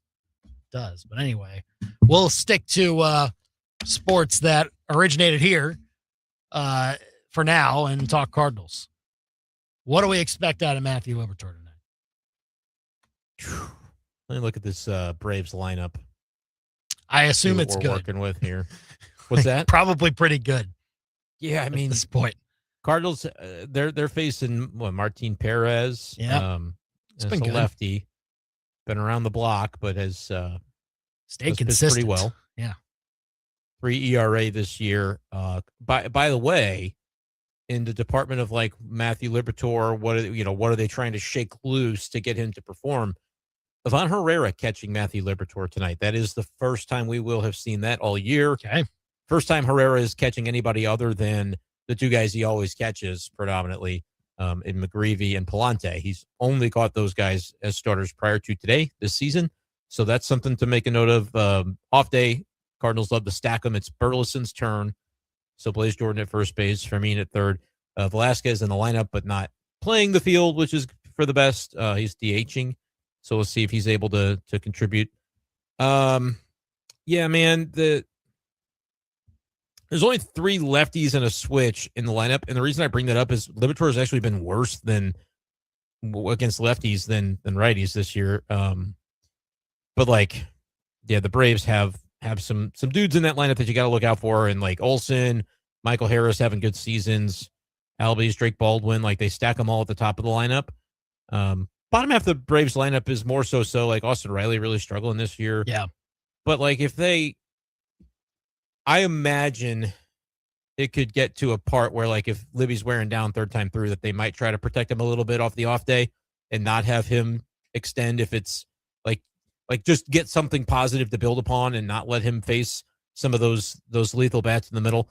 But I'm going to say that he's okay. You know, give me 5 innings, 3 runs. Like I think he can be okay. Not great. Yeah. Not great, but like that would be an improvement. 5 and 3. I think over his last 4 starts in the earned run category, it's increased by 1 every time. 3, 4, 5, 6. So now he's due for 7 earned runs. I say he beats that, but yeah, I just, it's hard to, with the way he's been going, it's hard to predict that he's going to have just like a great outing, but I think I'll call it a tenable building block that he can like go out and compete and not get shelled. And you can kind of look at that and say, hey, tough lineup. You hung in there, build from that. I think I'm going to be positive and say he has that type of game. I won't be as positive. Okay. It won't be like what maybe you can describe if you would call this a blow up. Would like 4 2/3, 5 runs allowed, would that be a blow up to you? No, I mean it's not great. I want to know how he comes by that, but no, I think that would be, you know, kind of the type of struggle that we've seen from him, and certainly is within the realm of possibility here for it to be a game like that. Like maybe he gives up 1 in the first, 1 in the third, but it's still kind of like chugging along, like getting through the game. But then in the 5th inning, just runs into trouble and runners get on base. Maybe the reliever that comes in lets one score, and then you have a line that just looks bad. I see that as probably Liberatore's future tonight. And yeah, I also wouldn't be shocked if the Ivan Herrera thing is a difference maker. Maybe it helps. Like I don't know if there's much in between. Here's what they can't afford. Like Ivan Herrera still is not throwing out a base runner. If they start having guys that start running, getting on base and running, all bees, that's going to kind of exacerbate some of the issues that Liberatore's been having. So that would be the thing to watch for. But like, it's clear they're looking to get him a different look out there, right? They had gone Pajes most of the time. Then you get some Crooks action. Now it's a lefty on the mound, so it would not make sense to go with Crooks anyway. Pajes, you know, did a nice job Sunday, but they're trying something here with Herrera, because Herrera did miss the Palante start, I think it was, over the weekend, because it had gone into that back-to-back zone. So they're mixing it up a little bit on the catching rotation. We'll see if that can bring that relationship, that battery can bring out something better in Liberatore. It can't hurt to try at this point. I do kind of wonder, they've spent all this time making sure they didn't have to go back-to-back with Herrera. So I'll be curious to see kind of how they handle the rotation the next couple of weeks. Because with the way the weekend stacked up, you had McGreevy and Palante that now next to each other in the rotation. And so they didn't go ahead and have him catch both of those. And that means that now you're a little bit off kilter. It means he's fresh and available to be able to obviously catch today, but you do have McGreevy scheduled for tomorrow. And so what would that potentially look like? I think will be interesting to see if this would be the first instance of him catching back-to-back days before Dustin May slots in for the finale against Atlanta, thus separating those two once again with McGreevy Palante, so that moving forward you could then still do that if you did the 2 out of 5 with Herrera. But their thing with that has been keep him healthy so his bat stays in the lineup. And I'll be curious if, you know, They watch his knees, and they want to make sure that he's feeling good, feeling strong. So how Herrera responds to that, if they do start him behind the plate tomorrow after doing it tonight, will be something to watch. So call or text us, Cardinal fans, as you're watching Matthew Liberatore tonight. What do you expect after he has really struggled here recently in the Cardinals rotation? But being caught by Ivan Herrera tonight could be a difference maker there. 875-5847. If you want to weigh in, you can call or text us there. You can leave a comment on YouTube and on Facebook where we're live right now. And we'll talk more Cardinals coming up in a bit. What do you expect out of the next couple of weeks as the Cardinals head into the All-Star break during this next stretch? Up next, though, we will talk about the big NBA news of the day. It's the summer of LeBron again. I remember when that was a huge deal. Hey, I remember when he used to have a whole ESPN show to tell us about this, and now he's like, yeah, my agent's going to tell Shams, and we're gonna figure that out. Where's Jim Gray when you need him? Come on. We're going to discuss where we think LeBron's heading, because it won't be the Lakers again. Next on The Big Show. The best subscriptions in life are free. Subscribe to KTGR on YouTube to watch The Big Show and other exclusive content. YouTube.com/@KTGR Sports. St. Louis Cardinals baseball. Over the years, it has meant the Gas House Gang, Stan the Man, Lou Brock, Bob Gibson, The Wizard, Big Mac, Yachty, Waino, and Pujols. All those names, and they provided so many memories. St. Louis Cardinals baseball, most importantly, has meant championship baseball. We'll be describing every play right here on the Cardinals Radio Network, powered by Gray Bar. Mid-Missouri's total sports station, KTGR. From the trainers to the coaches, the equipment managers to the players and fans, it takes a whole team to be truly successful. Hi, this is Sophie Cunningham, and if you're looking for the best team of jewelers in Columbia, it's Betts. Their staff has years of experience handcrafting jewelry, and when you combine that with the newest technology, it gives Betts Jewelers the ability to truly wow their customers. So talk to the team at your hometown jeweler today. Betts Jewelers in downtown Columbia. These beautiful moments begin at Betts. Begin at Betts. It's going to be a long, hot summer again. I wish I could wear shorts. If this sounds like you, you're not alone. Hi, this is Dr. Michael Ryan with Missouri Vein Care. Vein treatments not only help your legs feel better, but also look better. Most people with visible veins are covered by insurance because it's also a circulation problem. No more excuses. Enjoy your summers again with shorts and sunshine. Schedule your free vein screening at MissouriVeinCare.com and get back to normal. Window panes. You see a squirrel run across the yard. You grab the gun, head outside, take aim, and miss. Turns out a window is a lot easier to hit than a squirrel. This is Silas Kuntz from Kuntz Glass. We can fix your broken windows, patio doors, or foggy glass, but we can't fix your bad aim. As Columbia's oldest and wisest glass shop, Kuntz Glass is ready for life's little window panes. Visit us at KuntzGlass.com. Kuntz Glass, and you can see through it, we do it. You're gonna learn guitar, gonna remodel the bathroom, gonna start gaming again. You're also gonna spend way too much money. If you're a wannabe hobbyist, get some help at Family Pawn. You'll save big on instruments, gaming consoles, tools, or, whatever you're into right now. If and when it doesn't work out, just sell it back and wait for your next great idea. Visit FamilyPawn.com. Not your traditional pawn shop. Family Pawn. It was 9 a.m. on a Monday when the phone rang. Brian Ware Plumbing and Restoration answered the call. It was a homeowner with a sewer line issue and a backyard he adored.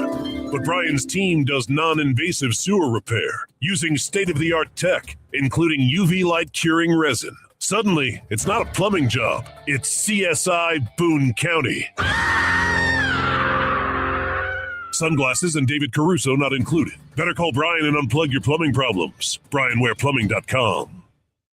What happens when some sunburned softball parents and a car full of kiddos walk into a bar? It's post-game perfection. Win or lose, everybody's hungry. So ditch the drive-thru and head to Billiards for some fantastically delicious burgers, spout-dyed fries, cold drinks, and a little team bonding over a game of pool or two. A coach and a couple umpires walk into Billiards. What happens next is up to you. Look on down for burgers and beer. Billiards on Broadway. Call your shot at BilliardsOnBroadway.com. Summer road trip season is here. That means you're stocked up on snacks. Drinks are in the cup holder. The kids are asking, "Are we there yet?" And your tire light is popping on at the absolute worst time. Before you hit the highway, swing by Lee's Tire Company. They'll check your tires, brakes, and make sure your ride is road trip ready.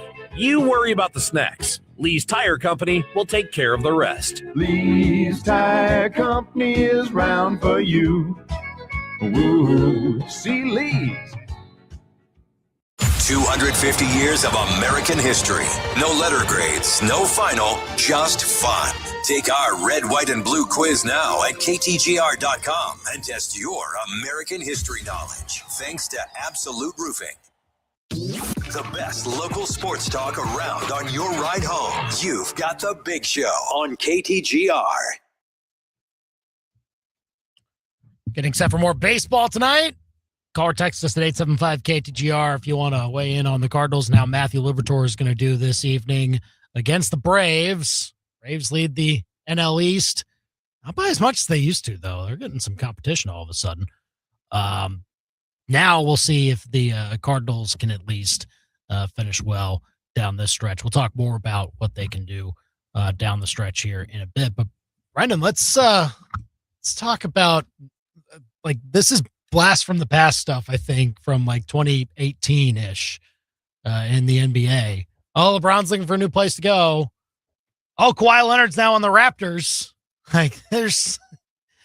We're throwing it back to what the NBA was not too long ago, I suppose, with some of those situations. John Morant's on the move, or obviously a bunch of moves last week with Giannis and LaMelo Ball. But I mean, it's still LeBron. This is still going to be the bigger story out of all of them.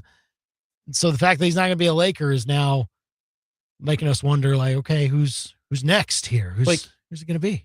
It's going to be the Warriors thing, isn't it? I don't even think that's. I mean, I guess so. It seems to be the most plausible. We were seeing that destination before it was even confirmed he was leaving the Lakers. That was going to be a thing. So, that's just my standing assumption is these guys have already predetermined it with each other that this is what they're going to do.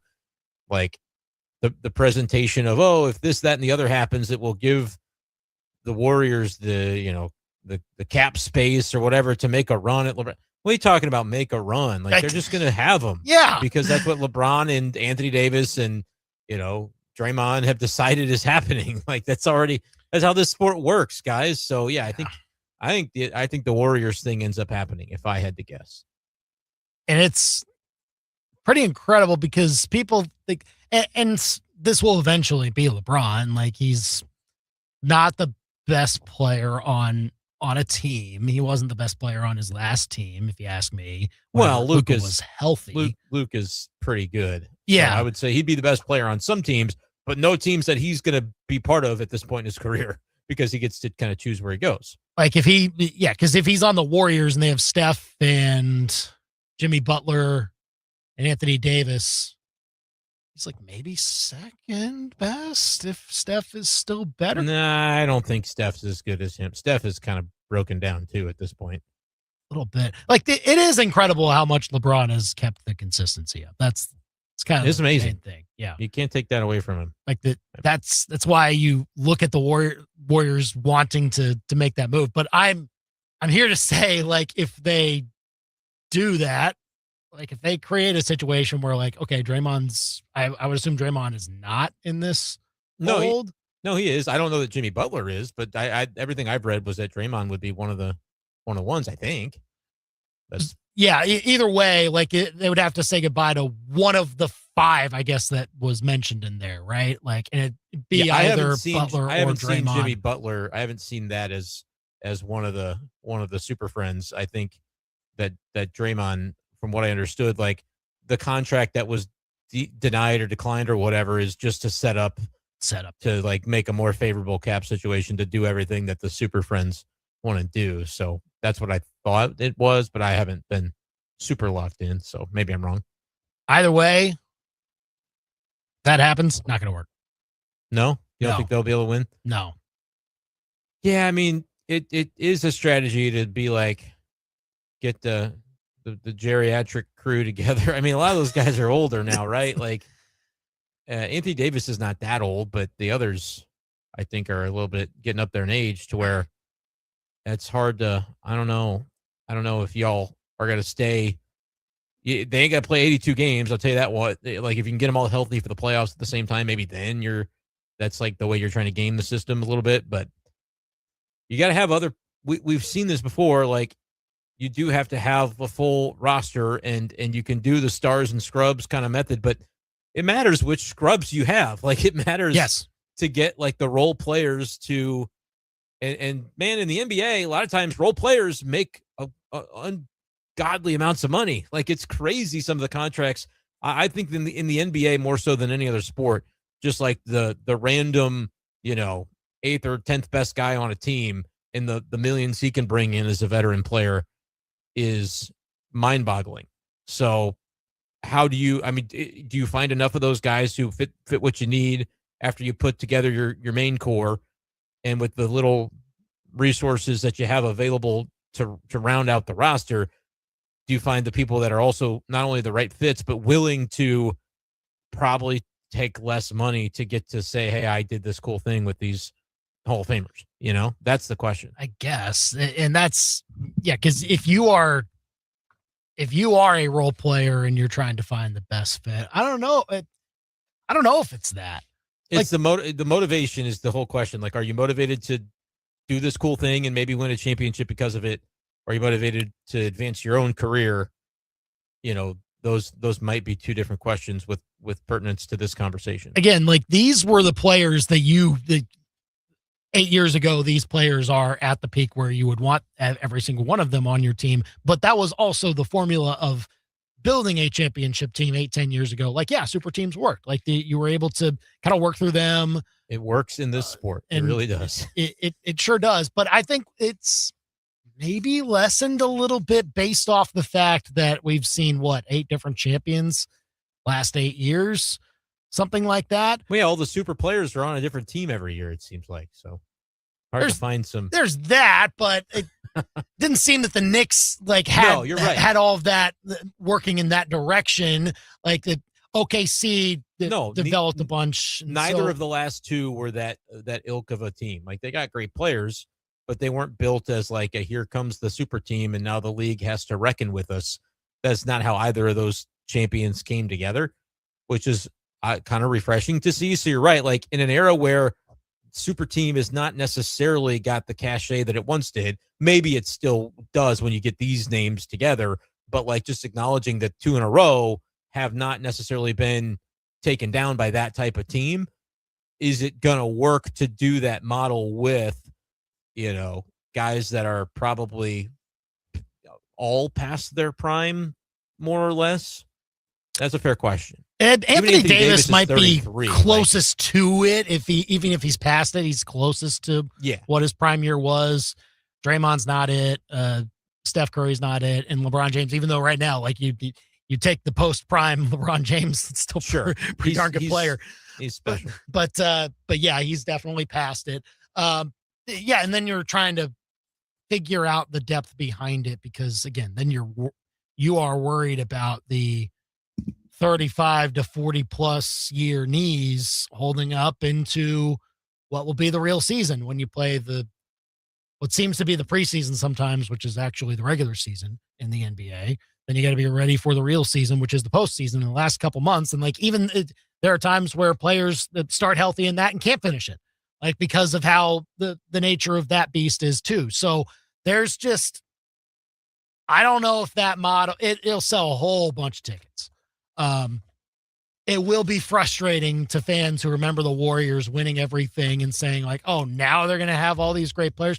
But look, like I see them finishing like 3rd or 4th in the West and running into a bad matchup in the conference semis. Like that's how I envision it. If that's in fact what's going to be the case. Yeah. I hope it happens though. As somebody who just wants to kind of see, like that's my connection to NBA more than anything. It's just like, give me storylines, give me interesting, and it would be interesting without a doubt. Another interesting angle of this is that it all kind of starts to come to light one day after Bronny James's contract becomes fully guaranteed with the Lakers. So like dad is holding out, just waiting one more day, and then we can start talking about this. We can check start clears. The news. Yeah. I guess he's going to make like 2.3 million, which I don't understand how that works. Like I said, role players in the NBA make ungodly sums, even the young ones apparently. But yeah, I assume that he ends up being traded in like a forced Godfather trade to the Warriors. Like that's my assumption, is that LeBron would still want to play with his son.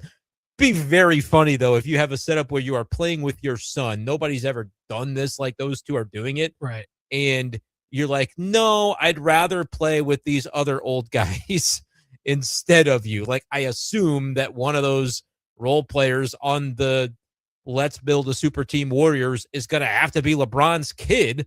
And he's probably going to have to kind of play a role because they're going to have all that money to float around. So I'll be curious to see A, if that happens, and B, when that happens.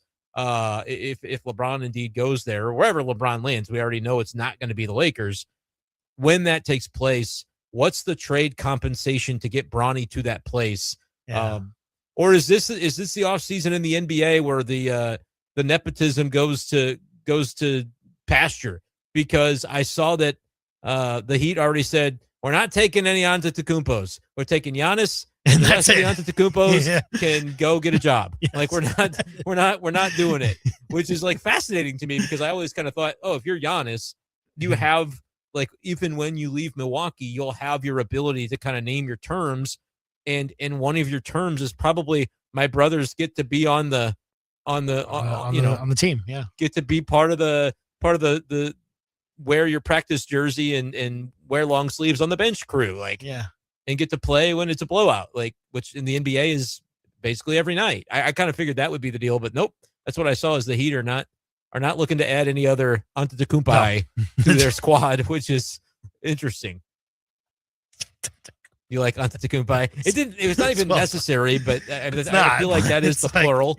I think that's the plural of somewhere in Webster's. It's not I know Antetokounmpos. that. Yeah. Antetokounmpo is clearly the way that would pluralize. So gotta find a way to do it. I thought they would add. I thought they'd add at least one. Yeah. But nope, no room. Hey, room Bronny James shot 39% from three last year. He can find himself some value in 9 minutes a game. The opportunity that Bronny James received at the NBA is because of his father. But the archetype of player that he is setting out to become and stick around as can very much be like he could do that in a longer career.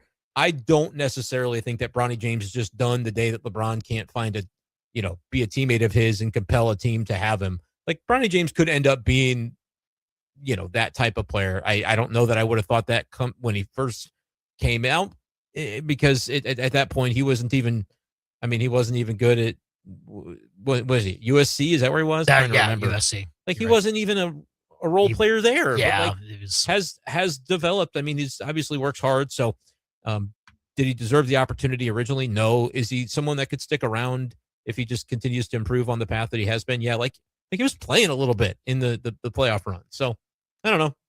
Stranger things have happened, I suppose. He's got good bloodline. There's no doubt in that. Just a late bloomer. He was a late bloomer. He'll get there. Yeah. Yeah.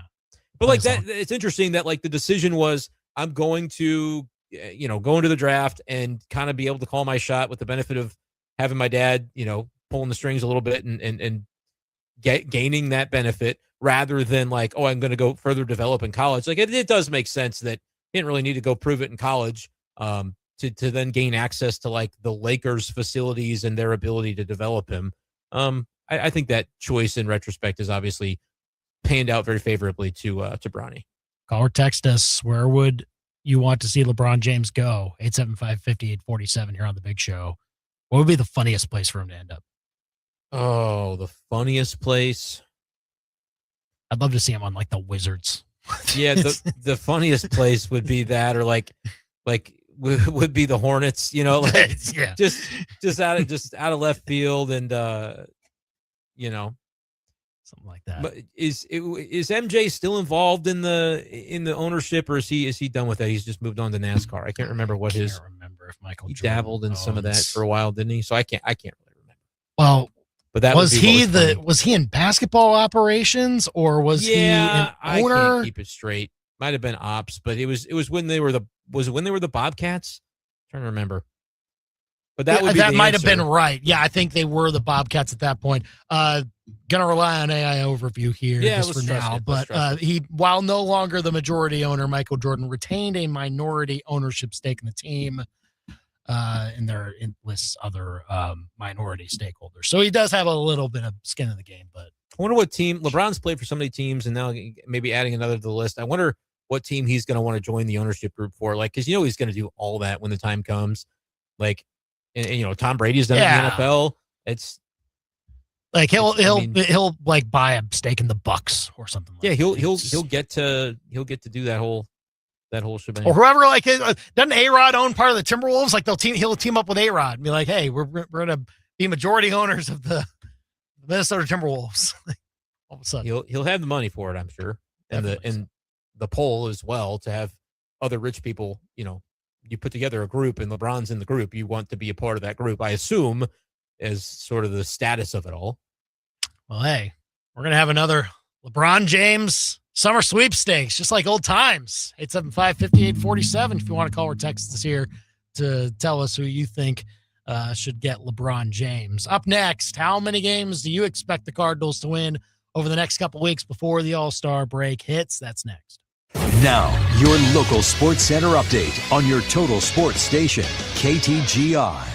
Good afternoon. I'm Andy Humphrey. This Sports Center update is with Lee's Tire Company. If it's round and rubber, Lee sells it. Go to leestirecompany.com. Cardinals and Royals back in action today after being idle yesterday. Cardinals are in Atlanta taking on the Braves for the start of a 3-game set. Braves currently lead the NL East. Cardinals are in the final National League wild card spot as it stands right now. Matthew Liberatore on the hill for St. Louis. As first pitch comes up in about 30 minutes, you can turn your radio on to KTGR to hear coverage underway now. Royals tonight host the Tampa Bay Rays. They split a 4-game set with the Rays, who lead the AL East last week in Tampa. Royals will have Noah Cameron on the hill starting tonight. First pitch set for 6:40 at Kauffman Stadium. Royals currently have the worst record in the American League at 35-50. Alexander Steen, introduced as the new general manager of the St. Louis Blues today. It was announced a couple years ago that he would succeed Doug Armstrong in that role. Armstrong is now the president of hockey operations. Steen played for the Blues between 2008 and 2020 and won the Stanley Cup championship in 2019. Your ABC 17 Storm Track forecast with Boone County Office of Emergency Management, reminding you to be Boone County ready. Sign up for Smart 911 emergency alerts at ready.boonemo.gov. I'm ABC 17 Storm Track Chief Meteorologist Jessica Hafner. I'm tracking a muggy night as we drop down into the mid-70s. It will be mostly sunny and breezy tomorrow with a high near 92. Our weather alert day continues as we could see the heat index between around 100 and 105. Expecting that triple-digit feels-like temperature to stay in the 100s through Saturday. We'll see a chance for a couple of isolated storms between Thursday and Saturday. I'm ABC 17 Storm Track Chief Meteorologist Jessica Hafner, and that's your ABC 17 Storm Track forecast on your total sports station, KTGR. Looking back on some of the biggest moments in America's 250 years. On April 19th, 1775, the British arrived at Lexington and encountered approximately 77 American Minutemen led by Captain John Parker. To this day, no one knows by whom the first shot was fired, but it became known as the shot heard round the world, effectively beginning the start of the Revolutionary War. Freedom Facts on KTGR. Thanks in part to Muckins Ford. Learn more at ktgr.com. If you're looking for a new summer somewhere to chill with a tasty burger and a beer, 1851 Underground Tap and Grill is your spot. The Callaway Burger, the Cowboy, Fiesta, or Royal Burger. Something for every burger taste. If you're thinking a little more adventurous, try the Fire and Ice Chicken Sandwich or the Baja Fish Tacos. You can always find the nightly special on Facebook. It's not a secret, but it is underground. 1851 Underground Tap and Grill in the historic Brick District, downtown Fulton. 1851underground.com. My name is Taylor, and I have had insurance with Phyllis Nichols and her team for over 9 years. One of our early claims we had to make, unfortunately, was from a hailstorm. And as soon as that first hail hit our house, I texted Phyllis and I said, oh boy, we're in trouble. Phyllis walked us through everything, made everything very seamless. Phyllis made it so easy. Her team followed up, checked in, and really went to bat for us. When things weren't moving properly, she would make sure that everything was accounted for, and she really just did an above and beyond job for us and everyone we referred her to. We all plan to be on time, but fender benders, damaged windshields, and slick roads quickly disrupt those plans. At Shelter Insurance, our agents help design personal protection plans that work for you and help keep you on track. Shelter Insurance. We're your shield. We're your shelter. Call me, Valerie Nenechuk, 573-615-4090. 615-4090. Epic Bug Battle Raps. Hey, yo. Let's get it. Ant versus termite. Turn my headphones up. Fight. Look, I'm an ant. You're a wood munching clown. So here's a number 2 pencil. Go ahead and write it down. See, ants, we love snacks, but you termites are whack. I'm having picnics in kitchens, just snacking on baseball bats. You never should have battled me. Couldn't help but eat the trees. What is all you'll ever need? Oh, you're trying to win this thing? Shoulda, coulda, woulda. Shoulda, coulda, woulda. Oh, good. Jokes about wood. Never heard that. Easy on the snacks. Just take a look at your thorax. It's dragging on the floor and scraping across the grass. Oh, no, look out. It's a 3rd grade class with a magnifying glass. What's that? I think I hear your queen calling. Left, right, left, you little drone. You better fall in. Shoulda marched to a different drum, because I just took your army out one by one. Hi, I'm Steve with Steve's Pest Control. We're going to solve your pest problem. I guarantee it. Now you got a friend in the pest control business. Steve's Pest Control. Missouri's laws are clear. Unregulated gaming devices are illegal. Companies have been telling businesses that gray market machines are legal. That's wrong. Don't be scammed. If you have these devices at your business, you could be subject to criminal and civil penalties. Unplug and remove these devices today. If you've been approached to host illegal gaming machines, call now 800-523-1434 or visit ago.mo.gov. Sponsored by the Attorney General's Office. Play it again sports. Little League Soccer. Low lights. Emma into the box. She shoots and scores for the other team. Shot on net, and the goalie is nowhere to be found. Oh, there he is. He's back from the porta potty with Dad. Owen into the open, dribbles, stops, and waves at his mom. Hi, honey. Kids' sports aren't always pretty, but with the right gear, they can at least look like pros. Play It Again Sports in Columbia. Think of them first so you don't finish last. Play It Again Sports, ColumbiaMo.com. Back to more of the biggest sports stories in mid-Missouri. You've got The Big Show on the KTGR app. This from WBTV News, who I assume is a television station near Charlotte in North Carolina, somewhere like that. LeBron James loves Bojangles. Could that be enough to lure him to the Charlotte Hornets? People are wondering. People are wondering that exact thing. We need the answer to that exact question. But there will be a lot of speculating, just like old times, when it comes to LeBron James. And now that's, you can say anything you want on Twitter. Anyone gets a blue check mark and everything like that. Got to be more careful with this particular LeBron James sweepstakes. Anyway, that'll be fun to follow. 875-KTGR. Give us a call or a text. Cardinals start off a 14-day stretch that we were talking about yesterday. Brennan, is tough. This is a tough one coming into the next couple of weeks. Then you get the All-Star break where you have the Braves, the Brewers, and the Cubs encompassing all 14 of the games. Those are your opponents. So how do you feel about what the record will be after said stretch with the Cardinals currently 5 games above 500? How many games up or under will they be by the time it is all said and done? So it's 6 Braves, 5 Brewers, 3 Cubs is what we're working with? That is correct. Oh, I'm going to say they can tread the water and go 7-7 and still be 5 games above 500. Wow. Just kind of status quo. And I think that would be an accomplishment because I do think that this is a tough stretch when you look at the opponents. You got the East leader, the Central leader, and that accounts for 11 of the 14. And then the other series is at Cubs over a holiday. It's going to be high juice. It's going to be tough, and I'll say they find a way to sneak out 7 of the 14, and I would call that a win if they do. And then you got to figure out after the All-Star break, can you get hot quick to try and bolster your standing and tell your front office like, hey, don't do anything crazy because we got a good thing going here. Like, that's the challenge. Because that stretch, even after the All-Star break, is not straightforward either. I mean, there will be a road trip to the West Coast thrown in. The Angels, you get to see John Mozeliak then.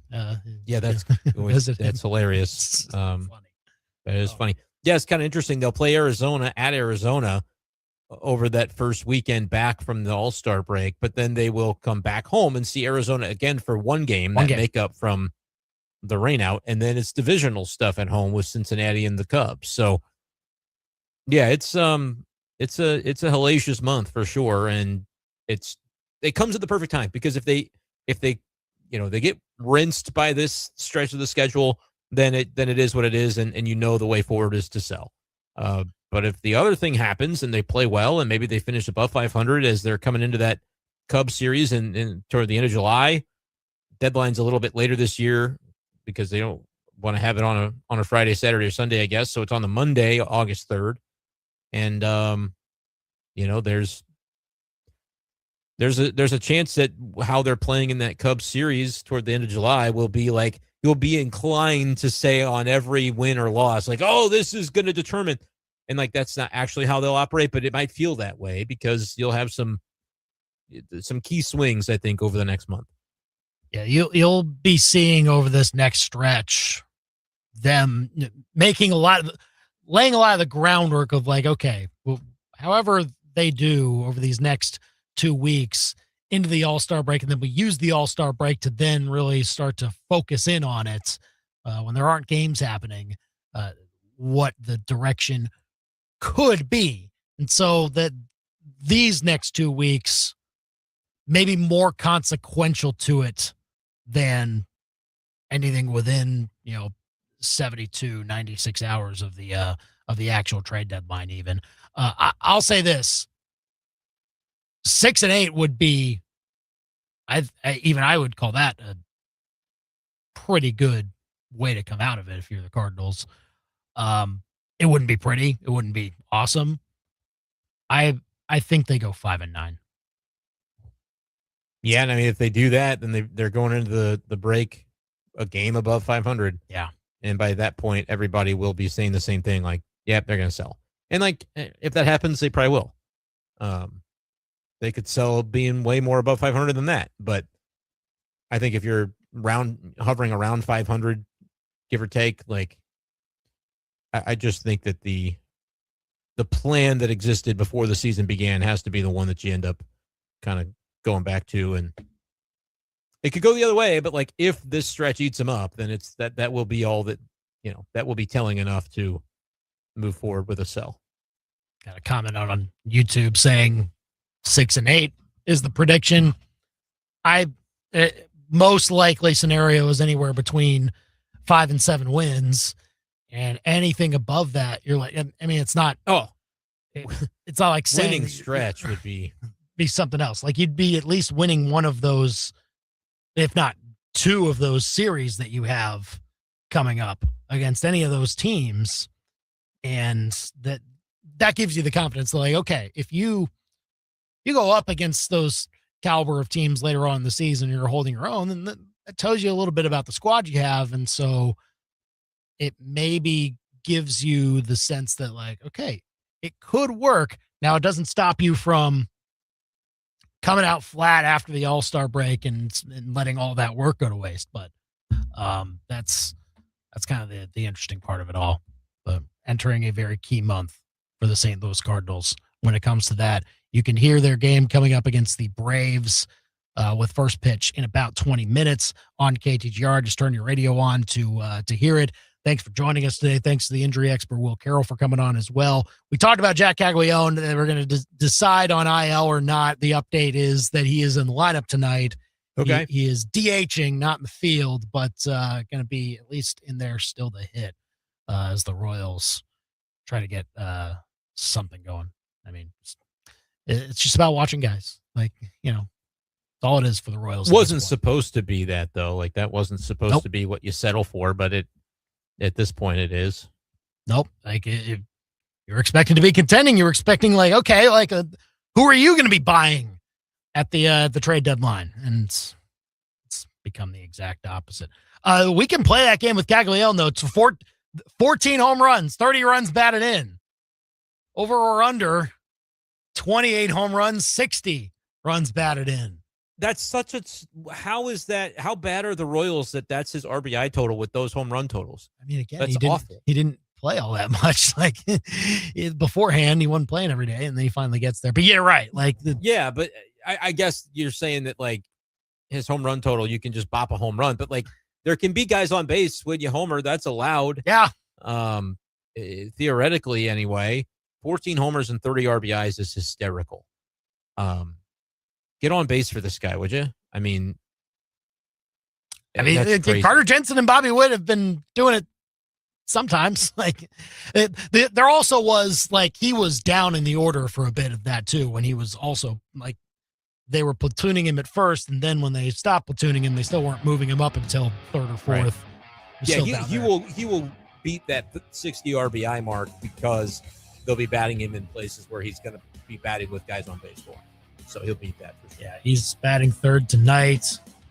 Royals are facing Griffin Jacks for Tampa Bay. We'll see if they can get a win tonight at Kauffman Stadium. First pitch at 6:40. Thanks for joining us today. We're back at 4 o'clock tomorrow. He's Brendan. I'm Andy. We're done for now.